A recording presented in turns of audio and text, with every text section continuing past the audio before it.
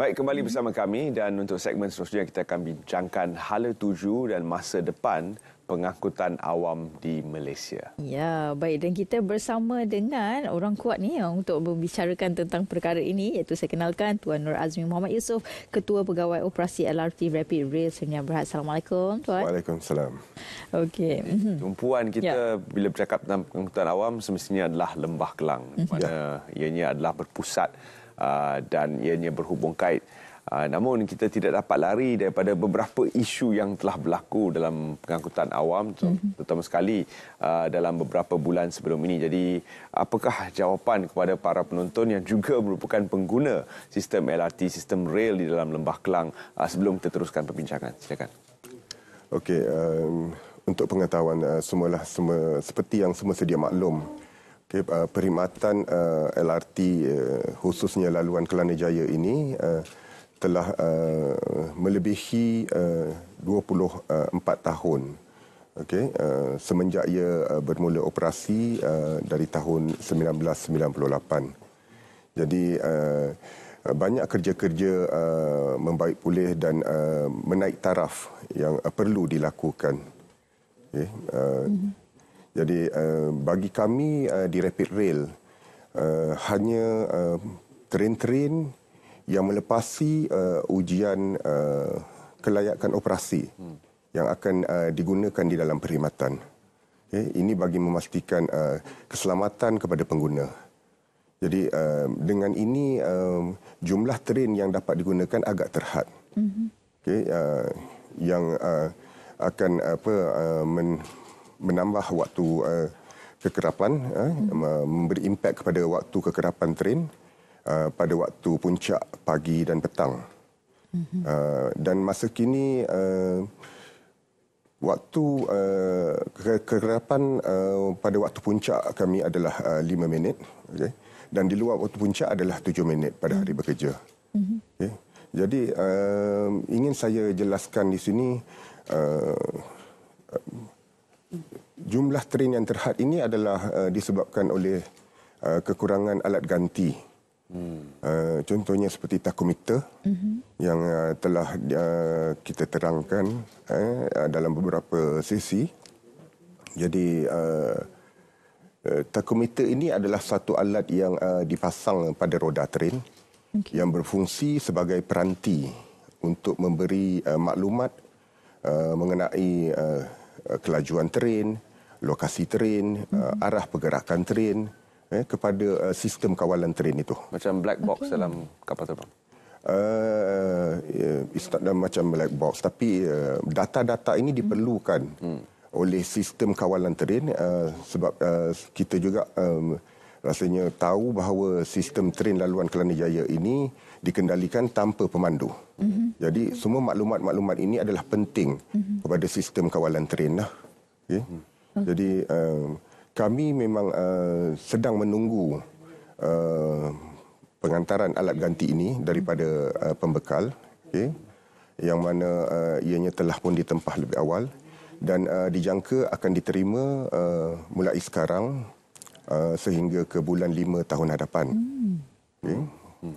Jadi di samping itu pihak kami juga masih meneruskan perbincangan dengan pihak pembekal untuk cuba mendapatkan bekalan ini pada kadar yang lebih segera.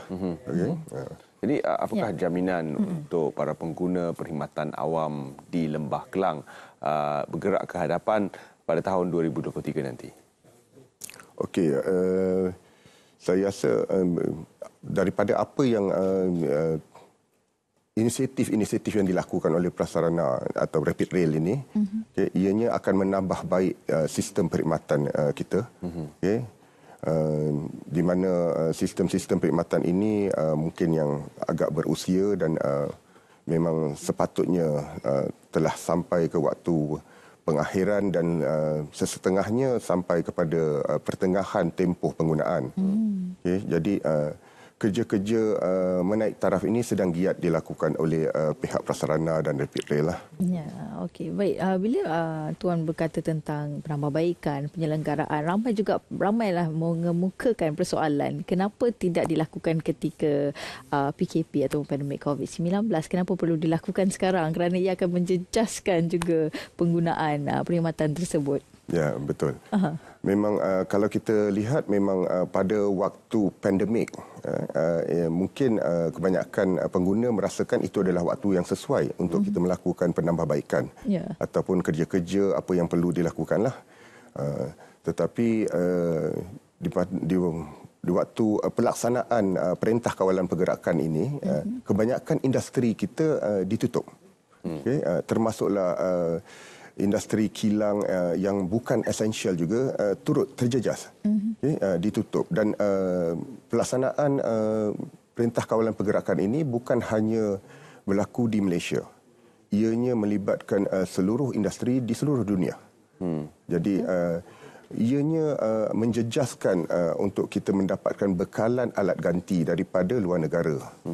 Because mungkin daripada production yang akan dilakukan di kilang-kilang di negara luar juga turut terjejas. Rasanya selalu kita dibandingkan dengan negara jiran dan sebagainya kerana mereka mempunyai sistem yang telah bermula jauh lebih awal daripada kita. Namun mungkin itu tidak adil kerana saiz mereka sangat kecil berbanding dengan kita di Lembah Kelang. Dan rantaian jaringan sistem rail yang ditambah di dalam sistem kita adalah juga berlainan. LRT, kita ada MRT, kita juga ada monorail, dan kita juga masih ada sistem rail KTM yang masih juga digunakan.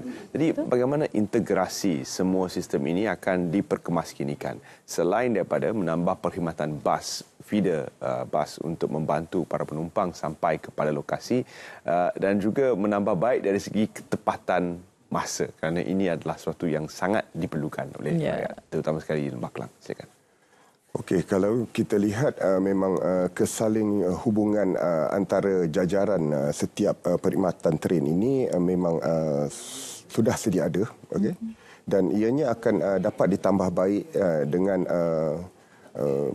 pengoperasian laluan yang akan datang, contohnya seperti MRT laluan Putrajaya yang akan beroperasi, dijangkakan beroperasi mulai awal tahun depan.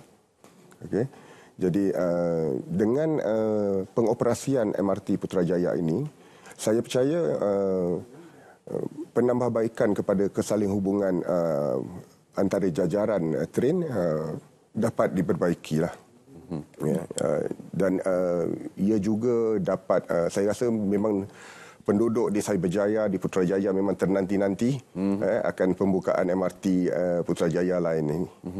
Because saya rasa ini akan dapat banyak membantu mereka dalam menangani masalah mereka yang terpaksa berdepan dengan kesesakan lalu lintas setiap hari untuk ke pusat bandar. Okey, dan Tuan, ramai yang sebenarnya terlintas dengan soalan ini. Adakah pengangkutan awam kita selamat untuk digunakan setakat ini? Bagaimana? Setiap pengangkutan awam di bawah kendalian pihak Rapid Rail mempunyai ciri-ciri keselamatan yang tersendiri bagi mengelakkan sebarang kejadian yang tidak diingini. Okay, contohnya macam sistem tren di laluan Kelana Jaya ini sendiri, okay. Takometer yang kita nanti-nantikan ni, penghantarannya, ianya adalah salah satu ciri keselamatan kepada tren. Okay. Tren akan bertindak balas sekiranya mendapati sebarang keadaan yang tidak normal pada komponen. Okay, dengan itu mungkin akan terjadi pemberhentian tren secara tiba-tiba ataupun dengan segera. Okay, jadi yang itu adalah ciri-ciri keselamatan fail safe yang memang direka untuk tren laluan Kelana Jaya ni.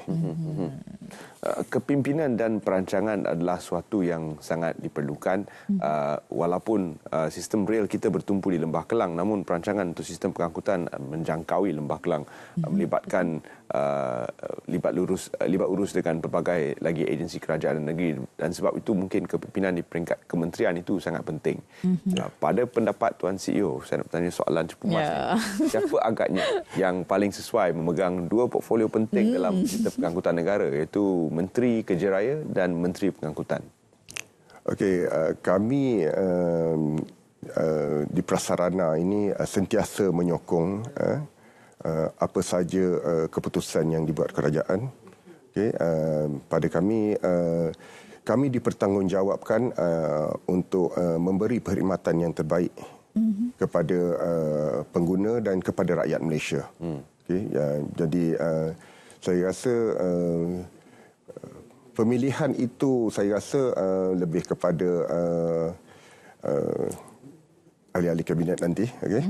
Jadi pada kami di prasarana, kami akan terus menyokong dan memberi khidmat bakti yang terbaik kepada kerajaan. Itu dia. Yang paling penting adalah untuk memastikan kesejahteraan rakyat dan juga memastikan pengangkutan awam kita berjalan lancar dan sebagainya. Okey. Dan Tuan, kita berbalik kepada soalan berkaitan dengan Putrajaya MRT untuk pembukaan pada tahun hadapan. Jadi adakah di Malaysia kita akan dapat menikmati sistem pengangkutan yang inklusif? Bagaimana, Tuan?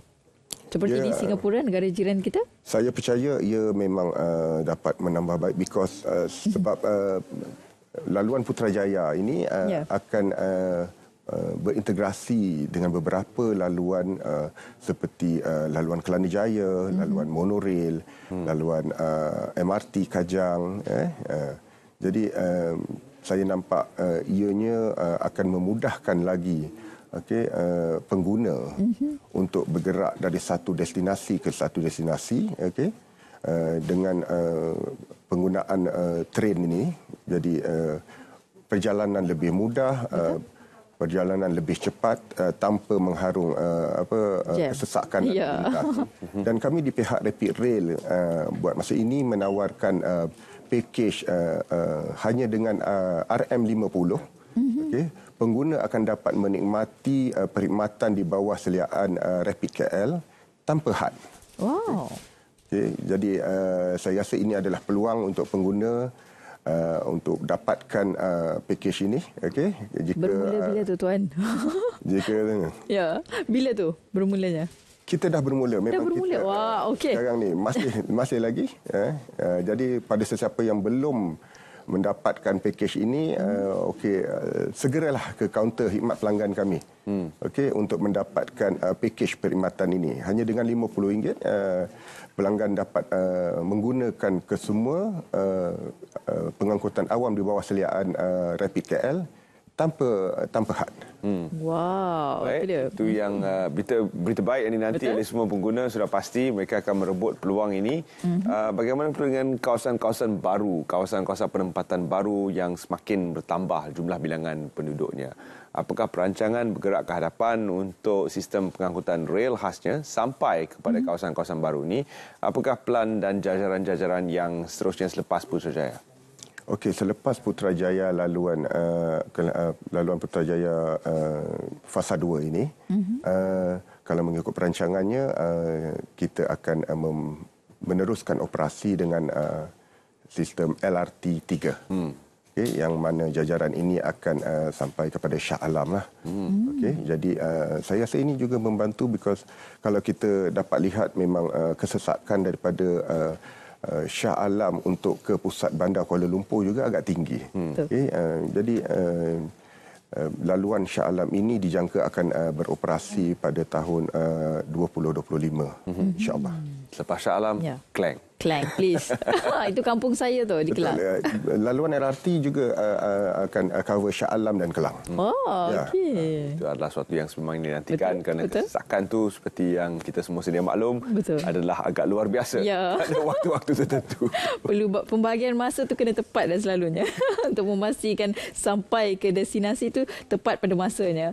Baik, itu dia. Dan mungkin sedikitlah harapan daripada Tuan sendiri untuk rakyat Malaysia menggunakan pengangkutan awam seperti seperti yang Tuan kongsikan tadi, ia selamat digunakan, jadi tanpa rasa ragu-ragu lagi, dan juga ada promosi yang cukup hebat ditawarkan oleh Rapid sendiri untuk memastikan, memudahkan rakyat Malaysia di luar sana. Silakan. Okey, saya menyeru kepada pengguna dan rakyat Malaysia. Okey, rebutlah peluang yang ditawarkan ini. Okey, dan saya berharap agar rakyat Malaysia juga bersabar sedikit masa lagi untuk memberi peluang pada kami, kerana kami sekarang ni sedang bertungkus lumus dan dengan sedaya upaya untuk menambah baik sistem perkhidmatan ini adalah menjadi matlamat kami untuk memberikan perkhidmatan yang terbaik kepada pengguna. Kami juga tidak akan mengabaikan keselamatan. Okay? Jadi saya berharap usaha daripada prasarana dan Rapid Rail ini mendapat sokongan daripada semua pihak, terutamanya daripada pengguna. Terima kasih Encik Nur Azmi kerana sudi bersama kami dalam Saat Pagi Malaysia untuk membincangkan isu yang saya rasa sangat rapat dengan para pengguna, terutama sekali di Lembah Kelang berkaitan dengan pengangkutan dan hala tuju bergerak ke hadapan. Terima kasih kita ucapkan sekali lagi. Terima kasih. Baik, dengan itu kita akan